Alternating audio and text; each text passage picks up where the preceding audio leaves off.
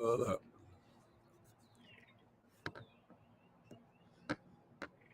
We in the house. I feel like I can't really see everybody. Can y'all see me?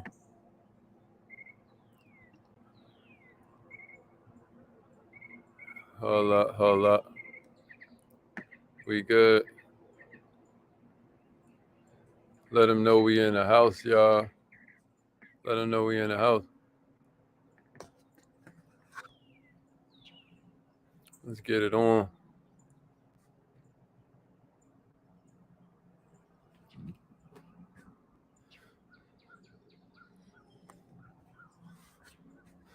Let them know we here, y'all.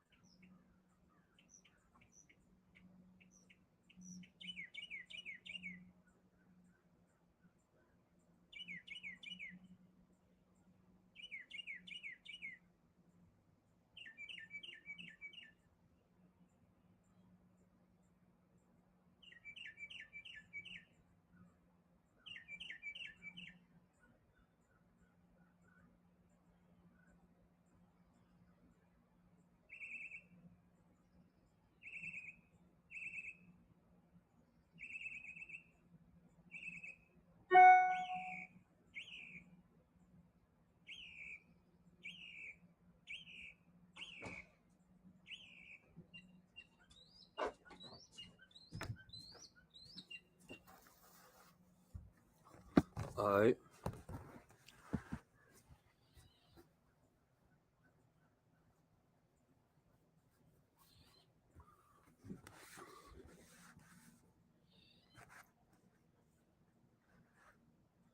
All right. We about to make this work. Let them know we in the house.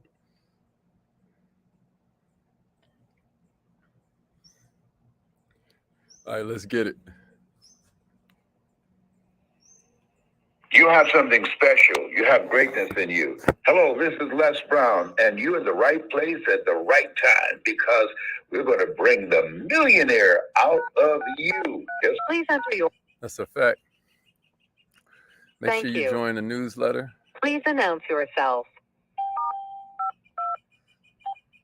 All participants are muted. Entry and exit tones are off. Okay. Good morning, millionaires. Good morning, millionaires. I hope you're feeling good this morning. What's up, Christina? Yeah, my man P.O. in the house. What's up, Desire?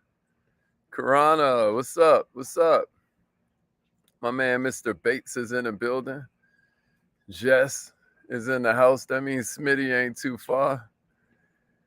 Yeah, Jess. For real, though. My man Alan Harmon up in here. All right, y'all. So check it out. I'm coming to you live from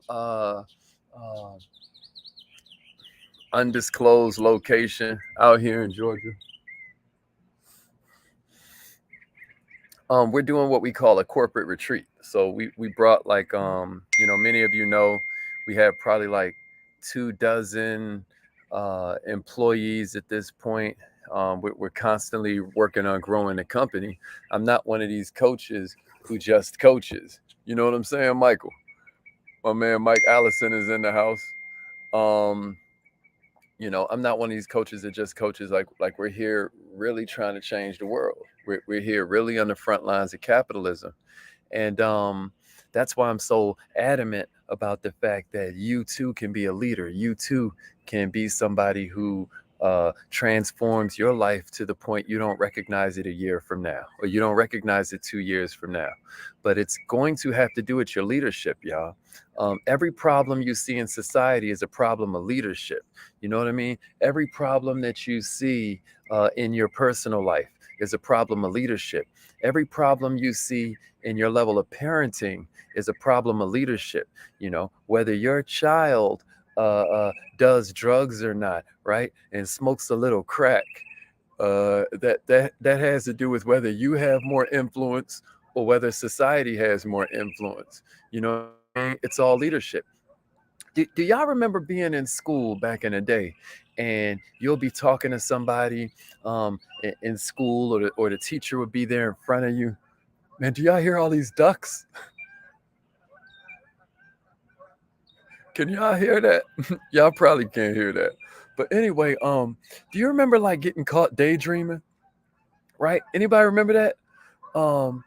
It's really weird how a lot of the stuff that we used to do naturally when we were children turns out to be kind of like key to our success. How many of y'all got in trouble for daydreaming? Right? This is the kind of thing that'll get you in trouble when you was 12 years old. But do you know that this is actually one of the greatest traits, one of the most common practices amongst leaders that you'll ever run into? The best leaders are always dreaming.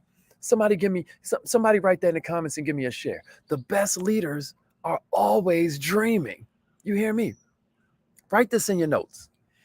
There's an author named Hans Frankel.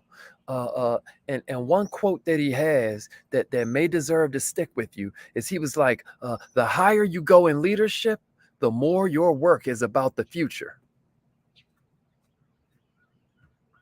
Think about that. Think about that. The higher you go in leadership, the more your work is about the future. Man, that's powerful. Think about it. Now, even though as leaders we have to be about the future, we always have to be practical enough to know that faith without works is dead, right? Vision without some action ain't gonna achieve anything. So as a leader, you have to be stewards of the vision. You can't just have the vision. You have to take care of that thing, right? And sometimes as a leader, maybe you get caught up in the thinking that your job is just communicating the vision, because that does take a lot of energy. That does take a certain skill set. But the best of the best are going to communicate it clearly, y'all. They're going to communicate it creatively. They're going to communicate it continuously, because what we all understand is that if you're really going to transmute this vision, if you're really going to communicate this vision, it's going to happen from your example. You got to live the vision. Oh, yeah, you can communicate the vision, and you can do it clearly and creatively and continuously. But if you're really going to have impact, you got to live the vision. You have to be able to effectively model the vision if that thing going to come alive for the team. And good leaders are always conscious of the fact that they're setting the example. Somebody give me this in the comments. Nobody says monkey talk, monkey listen. That's not how it goes. It's monkey see, monkey do. And this is what John Maxwell calls the law of the picture. A good leader has to be conscious of the fact that they're setting the example. Do you hear me? They're setting the example. Millionaires, this is the law of the picture. You understand that you are either an example or a warning, that people are going to follow what it is you do, for better or for worse. You can inspire other people to do really great things that's perfectly in line with your vision, or you can inspire them to feel that you aren't worthy of them, and now they're just running in circles. They're just walking around it. This is the law of the picture, and this principle is probably going to be the most powerful thing you can lean on when you're moving to the sorts of times that we're moving in our society. We're moving into some weird economic times. We're moving into some places where there's going to be a need for some leadership, right? This is going to be chaos and uncertainty. We're going to need leaders. So what I want to give you this morning are some perspectives to consider as you're walking this path, and you want to be a model of energy. You want to be a model of passion. You want to be a model of motivation for the people who follow you and that you care about. Here's the first one I want you to jot down. You ready? Here we go. Followers are always watching you. Followers are always watching you. Now, I don't know how many parents we got out there, but this one's pretty simple, right? This one's pretty simple. This mindset is probably in your mind naturally if you're a parent. You know your children always watching what you do. You know your children don't miss a thing. You'll mess around, one of your children starts saying curse words, and that'll prove to you that your children actually learn from the bad stuff first. Right? Because I use a lot of vocabulary words. How they pick that one up? Because that's the one you ain't want them to catch. They don't miss a thing. Do you hear me? Your children learn more from what they see you do than from anywhere else. Um, I don't know how many of you have come to this conclusion, but it's like me and my ex-wife, we figured out a long time ago that no matter how much we taught our children, they insisted on behaving like us. no, no matter no matter how much we would say, they insisted on acting just like us. How frustrating. You know what I mean? But this is the way it works. Just like children watch their parents and emulate them, employees watch their bosses. If the boss comes in late, the employees feel like they can come in late too. If the boss cuts corners, the employee starts to cut corners too. If the team leader is slacking, then he's determining the speed of the team. Followers might doubt what their leaders say, but they usually believe their actions and they imitate it. In other words, nobody says, monkey talk, monkey listen. Here's the second one: it's easier to teach than do. Write that down and give me a share if you agree. This is the second kind of principle that'll help you understand the law of the picture. It's always easier to teach than do. You hear me? It's always easier to teach than do. One of my earliest challenges as a leader, y'all hear me speak on every morning with the affirmations. Every morning with the affirmations, you hear me kind of get into it, because I'd be like, I am now, I'd be like, I love myself. I love my life. I am now becoming the best example of all my best advice. Now, why would I say something like that?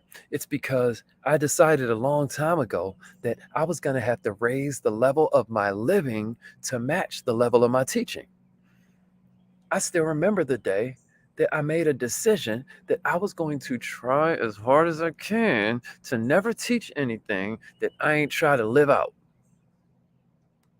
Y'all hear me? Y'all hear me? That's exactly right, Crystal. Ain't it crazy how many thank you for that share, Karana. Ain't it crazy, Crystal, how many business teachers don't have a business? Or how many business coaches actually don't have a business that they're running, or that you see any kind of success with what they're doing? That's because it's easier to teach than it is to do. Millionaires. At the moment I decided that I was going to raise the level of my living to the level of my teaching, that was when I embraced the law of the picture. Can somebody give me that in the comments? I will raise the level of my living to the level of my teaching. I dare you. Anybody willing to put that in the comments and give it a share? So people around you hold you accountable. I will raise the level of my living to match the level of my teaching.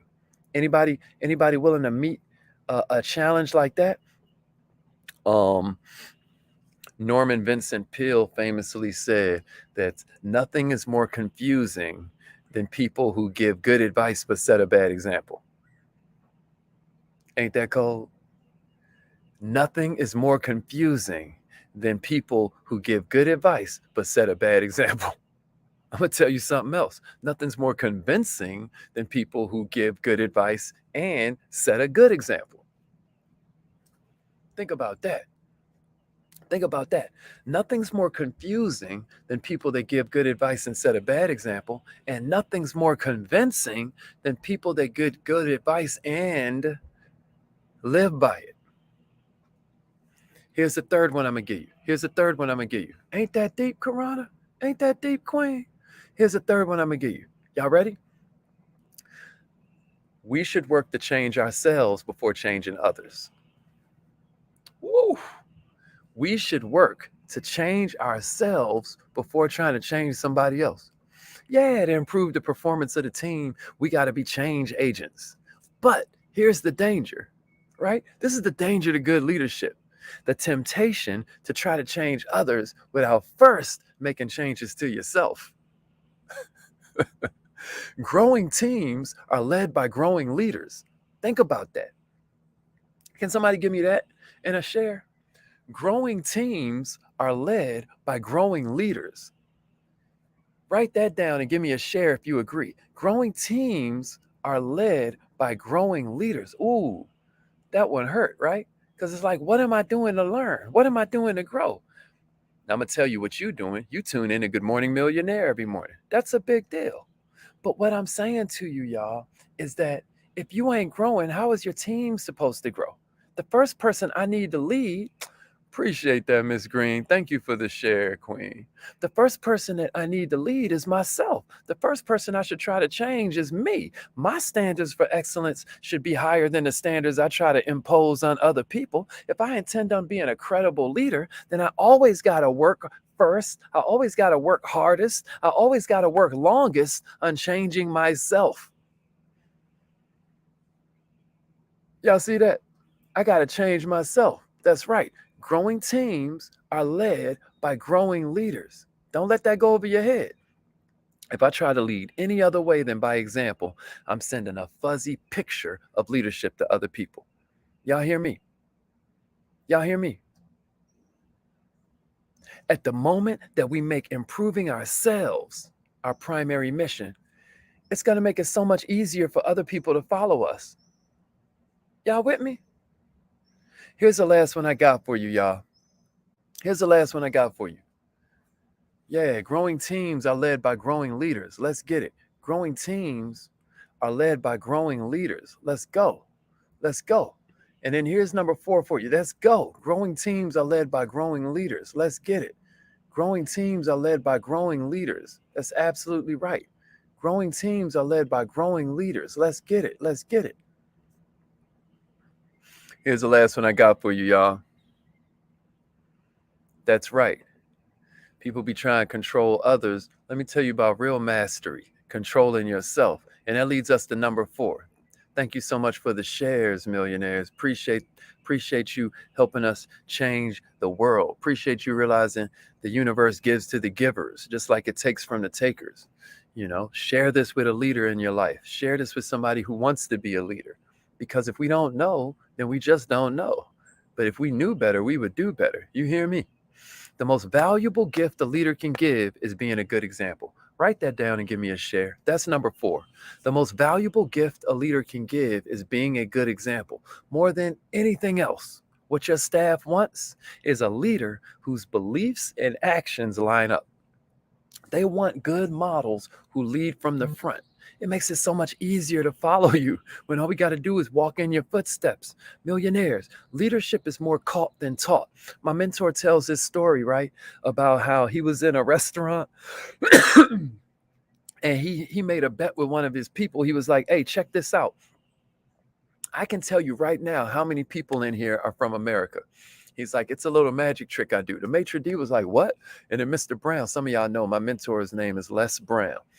Probably one of the most Googled people on the planet, one of the most YouTube people on the planet. I've traveled the world with Mr. Brown. Such an honor to have him in my life, right? And he tells this story about being overseas and stuff. One time, I think we were in Costa Rica or something, and he started telling me this story that I could use when I'm traveling and whatnot. But he tells the maitre d', look, I'm going to bet you my dinner that I can tell you how many people in this restaurant are from America. He was like, oh yeah, I'll take that bet. He's like, okay, I'm gonna come back when they serve the dessert. So for the dessert, they serve this wonderful key lime pie, right? And Mr. Brown walks around, he looks at everybody, you know what I mean? And he said, hey, there are 5 tables in this restaurant that are from America. And the maitre d' was just blown away because he'd already done the math. He was like, that's exactly right. How did you do that? And as he walked around, he pointed out that in America, when we eat a slice of pie, we turn the little sharp point towards us and eat from the front to the back. But in other countries, they eat from the back to the front of the pie. Why? Because everybody else around them is eating pie the same way. What does that tell us? More is caught than taught. Nobody gave them a TED talk on how to eat a pie. Nobody gave them a novel like this is how you eat a pie. There was never an episode of Sesame Street dedicated to how you eat a pie. What happened? People saw each other eating it a certain way, and then they began. Leadership is more caught than taught. You hear me? It's contagious. You learn how to lead from watching good leaders in action. You learn how to be a parent from watching your parents in action. All I'm saying is the majority of the leaders you see around you emerge because of the impact that was made on them by other leaders. They just modeled this other leader and let that other leader they let that other leader's actions mentor them.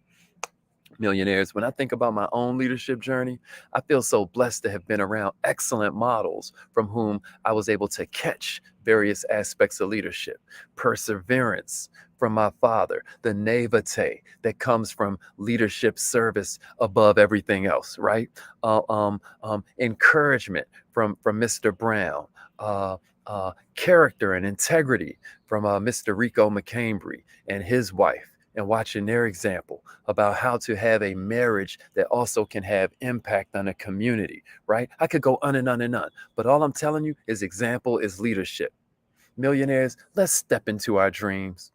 They did a statistic, and I'll leave you with this that kind of like sums it all up. They asked a bunch of people who had leaders in their life, what is the one trait that is the most important for a person that's leading you?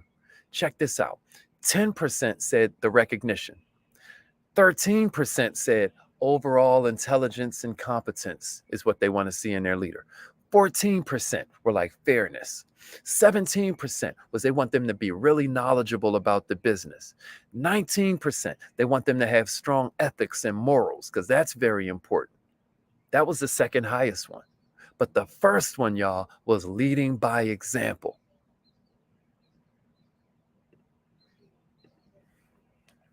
Hope this was helpful, right?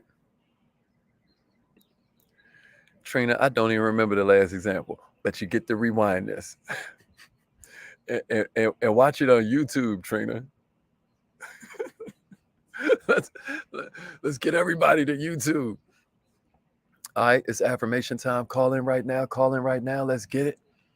Let's get it, y'all. Let's get it. Call in right now.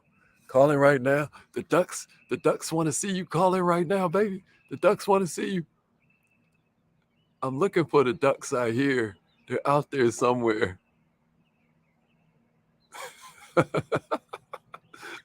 They're out there somewhere. All right, let's get it. Let's get it. It's affirmation time. Because I can't just tell you how to do affirmations and I don't even do them, right? That won't work. All right, repeat after me. Repeat after me. Yeah, you hear me, Karana? You saw him in action this past weekend, right? It's incredible. It's incredible. Oh, I appreciate that. I appreciate that. If you ain't getting nothing else from the day, remember, there's nothing more confusing than a leader who gives good advice and sets a bad example. And there's nothing more convincing than a leader who gives good advice and lives it. And lives it. Repeat after me. Say it like you mean it. Here we go.